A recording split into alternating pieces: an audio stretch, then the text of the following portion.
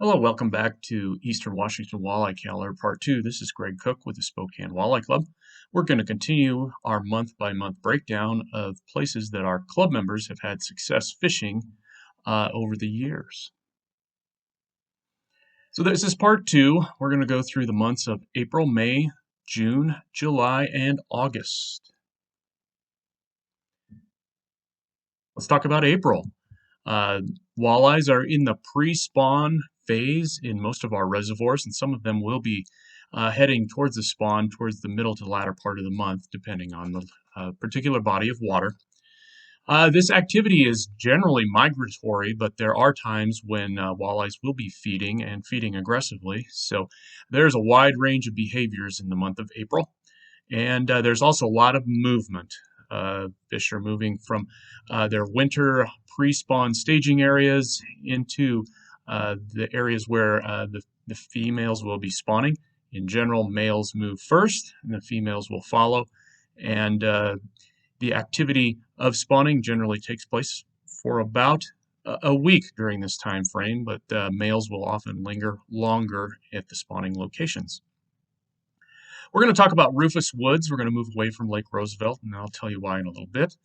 We're also talking about jigging as the primary technique at Rufus Woods.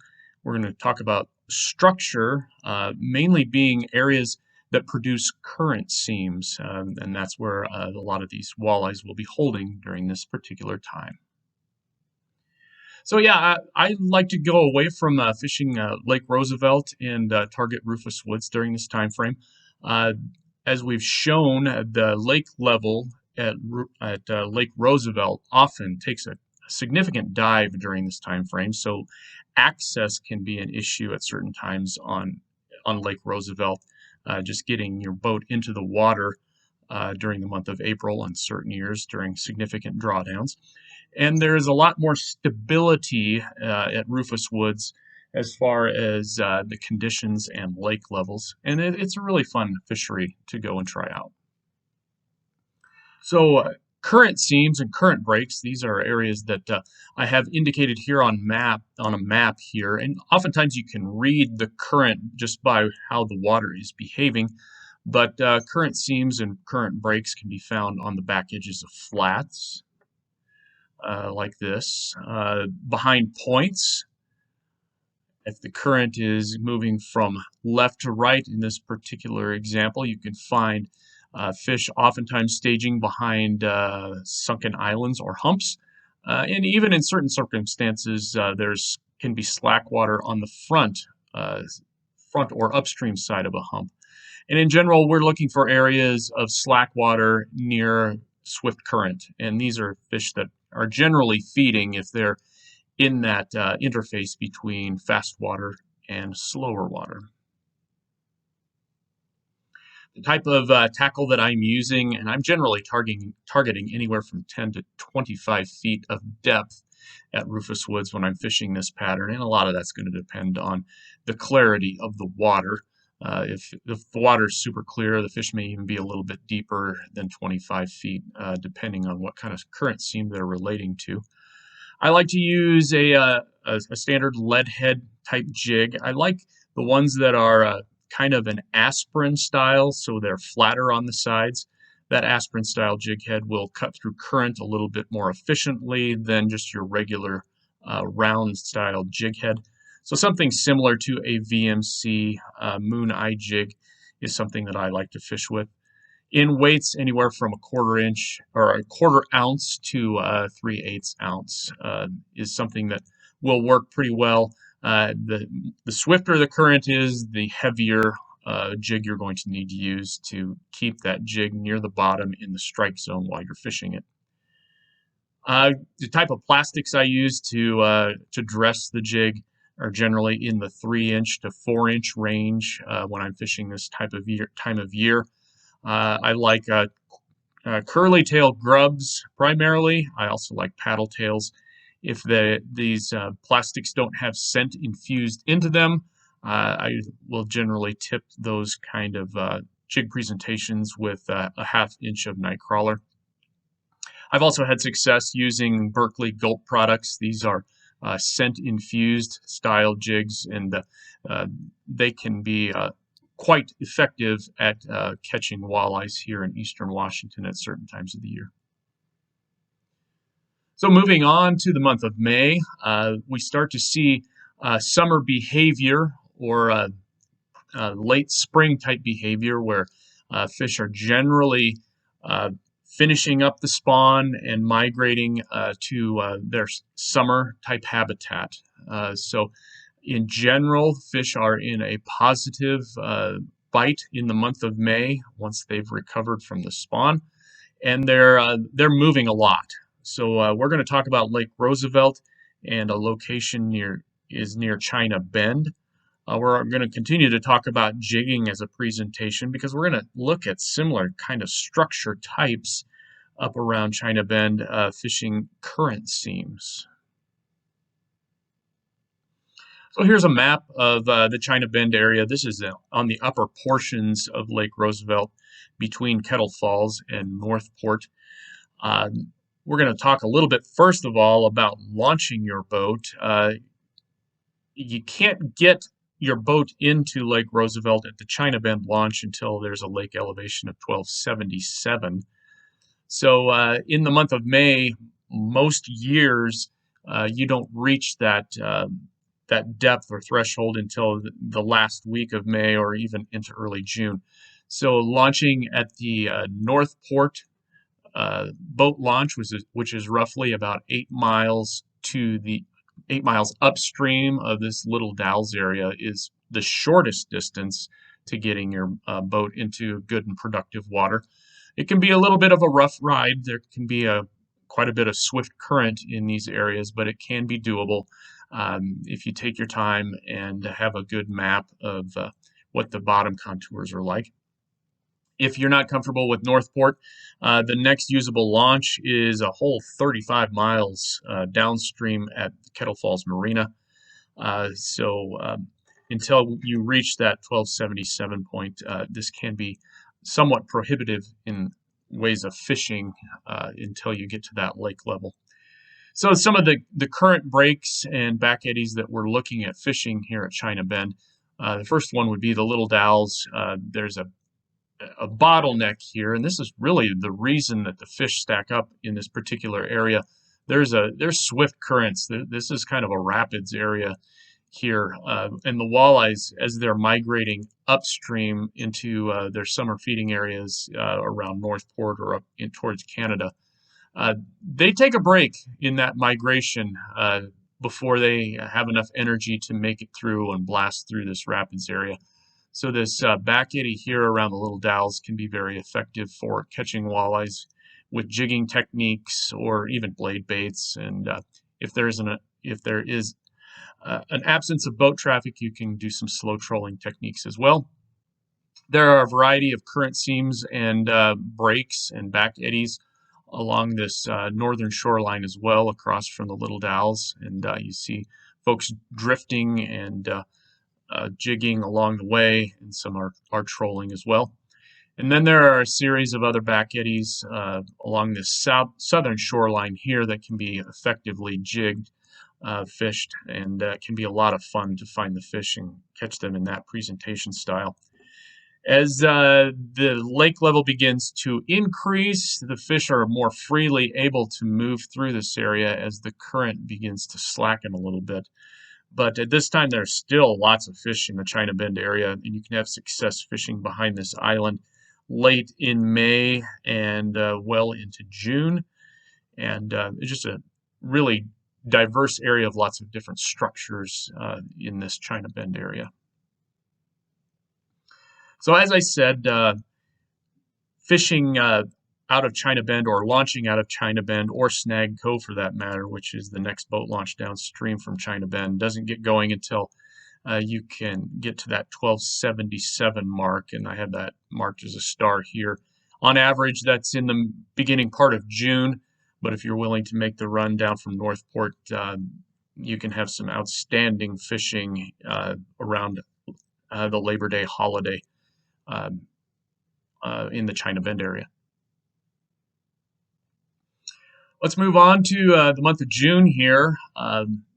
we're transitioning from that post-spawn into the early summer behavior in most of our reservoir systems in Eastern Washington.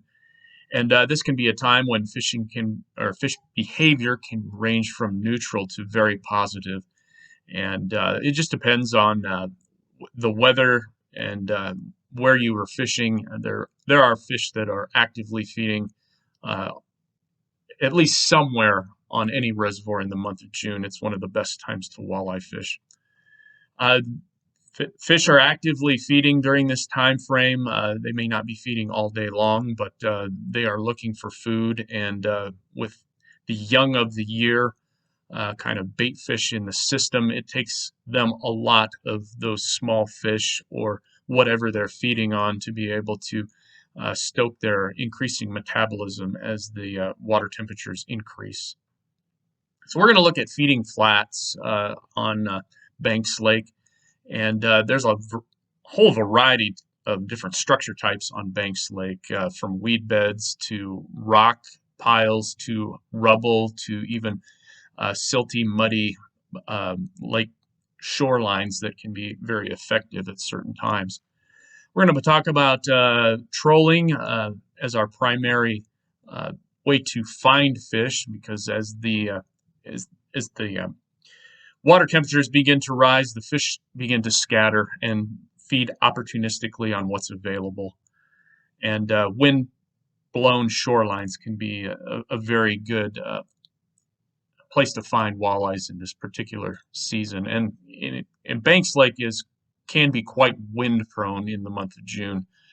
So where I have had success early in the season is in the northern half of the lake, and we're looking at the Steamboat Rock area here.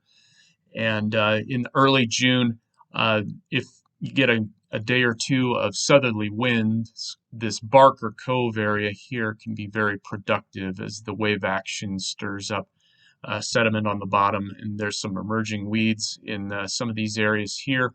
Barker Flats is another area here that you can see on the map where it's a little bit shallower, and fishing can be quite good in this emerging weed area as well.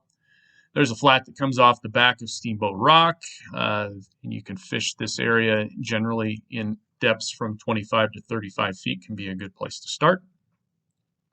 Poplar Point is this point that stretches well out. It's, I believe, an old road bed, and this can be a nice area to find fish staged on there.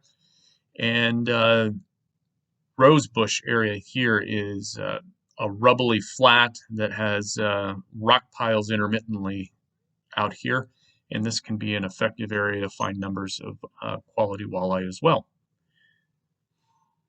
As you get later into the month of June and even into July, the southern end of the lake really begins to bloom with substantial weed growth, and this weed growth can be attractant for walleyes and the bait fish that are contained within them.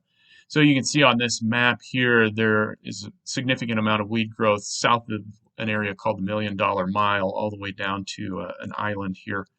And people can effectively troll this with worm harnesses and bottom bouncers, and even crankbaits are an effective method of fishing certain times of the year here as well.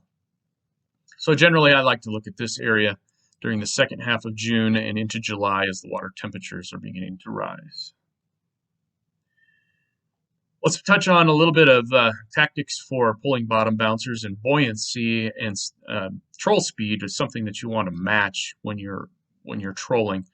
Early in the season, when I'm trolling slowly in cold water situations, 0.5 to 0.8 miles per hour, I want something that has buoyancy, because as you're moving slowly, you don't want that bait to be dragging along the bottom. But by the time you get into this June time frame, you can troll much faster. Walleye's metabolism is higher, and they're much more willing to chase down something that's moving fast. And the faster you troll, the more water you can cover to find active fish. So you can start to move towards something that's either neutrally buoyant, like this smile blade and slow death type of setup here, and even late in the summer and into the fall, I will pull out the metal Colorado blades, troll them fast. If you're trolling at 1.2 to 1.5 miles per hour or even faster, you can troll some pretty heavy blades and keep them up in the strike zone and minimize the snags that you may have or encounter with a heavier type of trolling harness. Moving into the month of July, the lake level at Lake Roosevelt has stabilized by this point, and fish are in the summer behavior mode.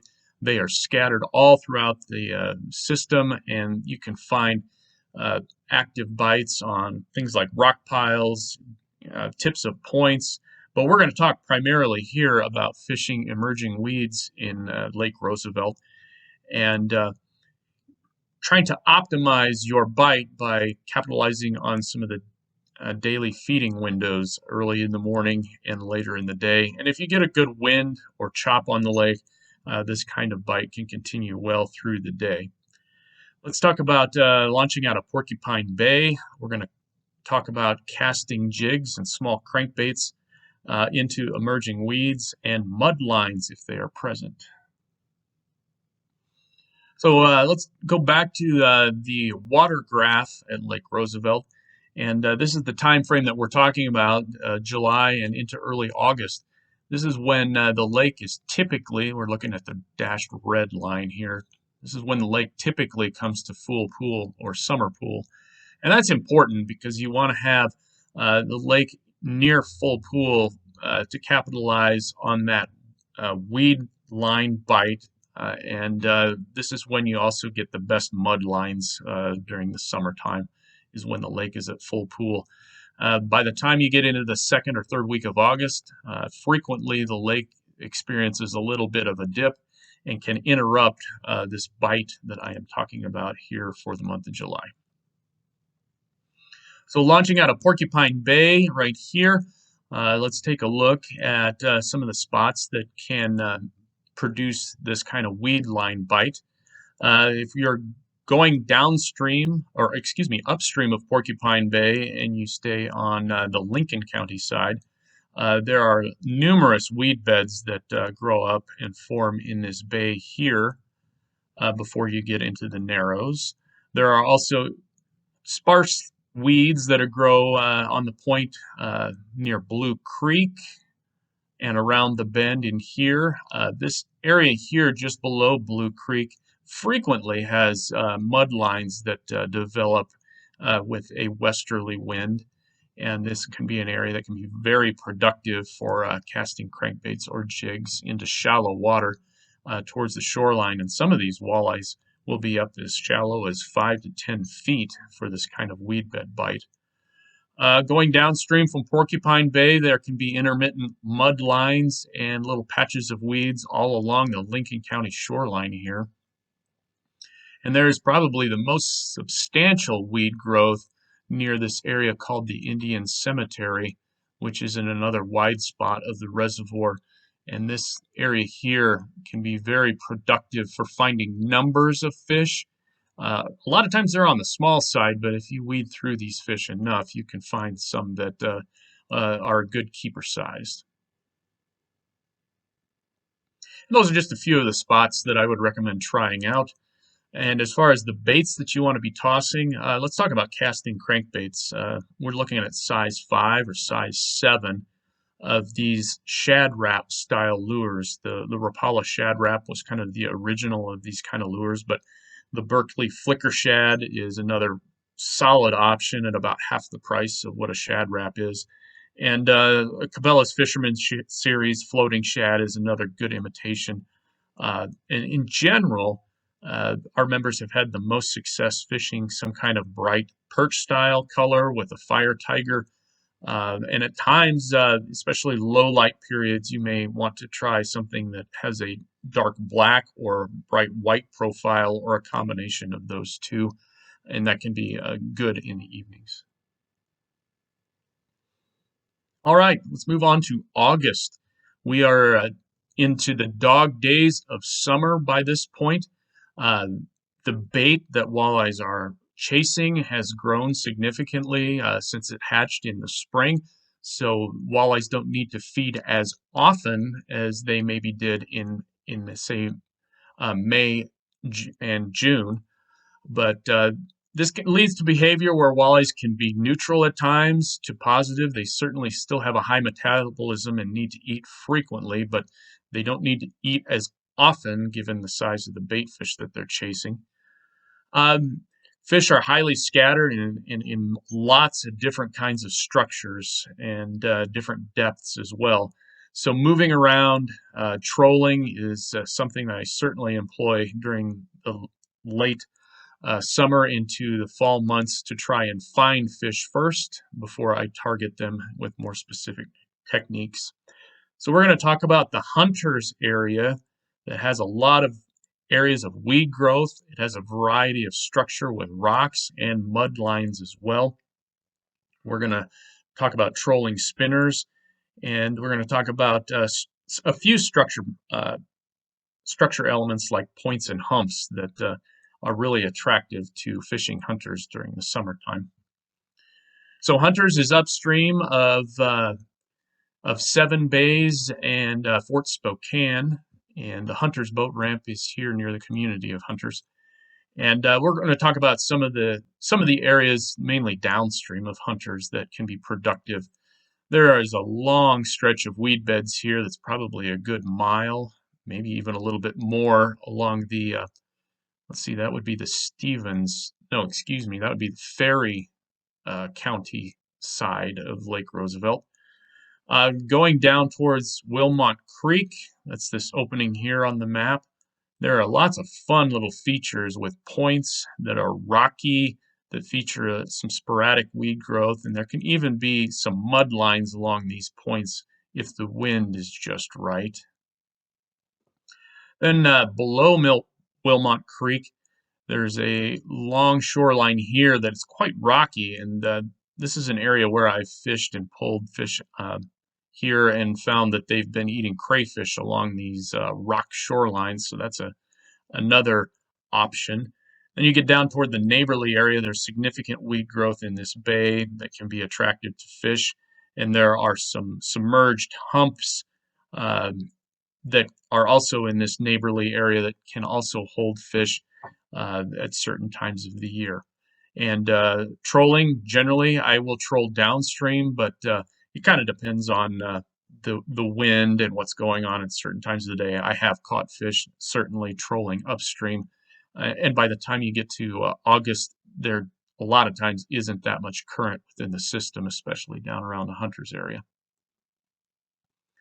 So bottom bouncer weight, this is kind of my go-to as far as fishing weight, and this is assuming that you're dealing with uh, light current and not a lot of wind. So in general, when I'm fishing Hunters in August, I'm starting out in 25 to 35 feet. That's kind of on the outer edges of where these weed beds may be growing up. And this is kind of a good area where that rocky shoreline that I was talking about, this is a good area for, or depth for fishing fish that are eating crawdads. So that 2 ounces is a good place to start. If you're finding that fish are deeper, going to a 2.5 ounce or 3 ounce weight in that 35 to 50 range is a good alternative. In general, you want to have about 45 degrees of angle from your rod tip into the water, and with that angle still maintaining good bottom contact. So that's a good rule of thumb there. So that's going to wrap it up for this part 2, talking about April through August. If you have any questions or would like to know more about the Spokane Walleye Club, visit our website at walleyeclub.com, SpokaneWalleyeClub.com, and check us out. We have meetings once a month on the last Wednesday of the month. So we're going to sign off for this. We'll have part 3 coming up next.